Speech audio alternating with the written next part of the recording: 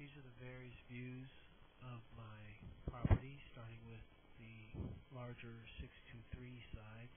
It's a duplex, and you can see the old roof. There's some complexity at the foyer there between the two units. This is the entrance to the 621 side, gable side, going through the fence, the large gable end on the 621 side. And you can see coming around the corner, various areas along here were in poor condition at the end because of the gutters I installed. I clipped back the fascia. You can see we passed through the firewall to the 623 side now, and the other gable side of the house, and back to the front entrance of the 623. You can see various patchworks on the roof. And then we got scaffolding, set it up on the 623 side, just checking it out, and in back. The scaffolding did help quite a bit, and you can see the start to tear off on the small side, the front garage with the scaffolding, and my brother's dumpster truck there that we offloaded the shingles into. Got some more help the following week, and the young guys really could scrape off. Got the back side there, which is one long run, 65 feet. Popping up nails and using the shingle leader there was really good. And there was also bought a nice wheelbarrow. You can see getting down the plywood on the small side, the large back acreage with the vent pipes for the plumbing. Decided to overdeck the existing deck after I replaced the rotted plywood, so here are the guys putting in the deck on top of the deck. And I used particle board for that.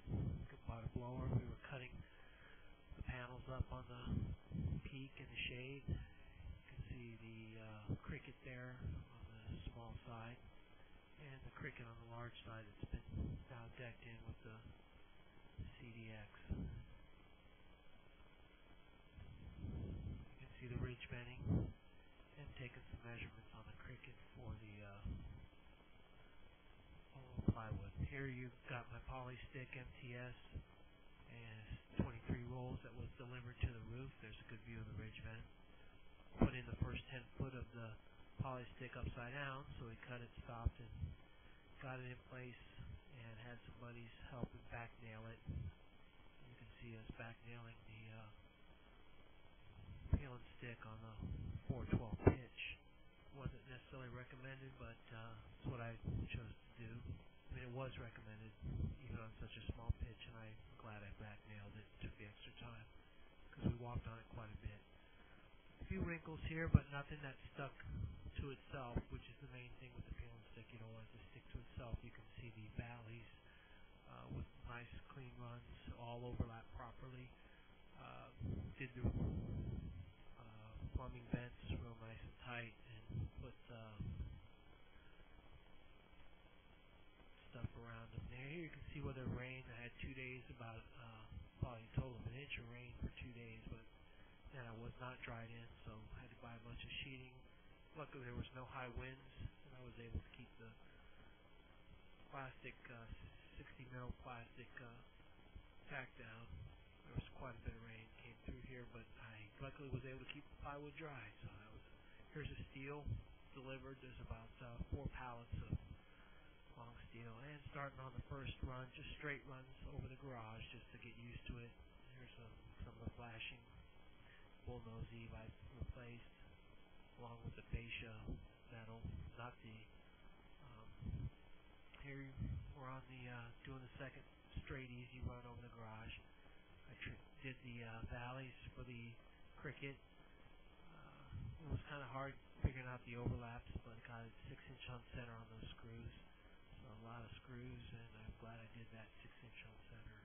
Really held the valley flashing down good. And some of the shorter panels going into the valley on the 623 side. Some of the straight metal over the 623 entrance side. And a nice look of the whole project in the evening. Light. garage I used, I set up a table, was cutting in there. Here's the backside, kind of finishing up the backside. It was a straight run of 65 feet, 26-foot panels, pretty much, and then some 23-foot panels. And a couple of the plumbing vents were on a seam, but just kind of take your time and did those, got those okay. And got the plumbing vents booted in nicely. And coming up to the couple last shots for this episode, showing the backside, kind of essentially complete, no ridge cap yet. And a little area need to rework there, the final piece.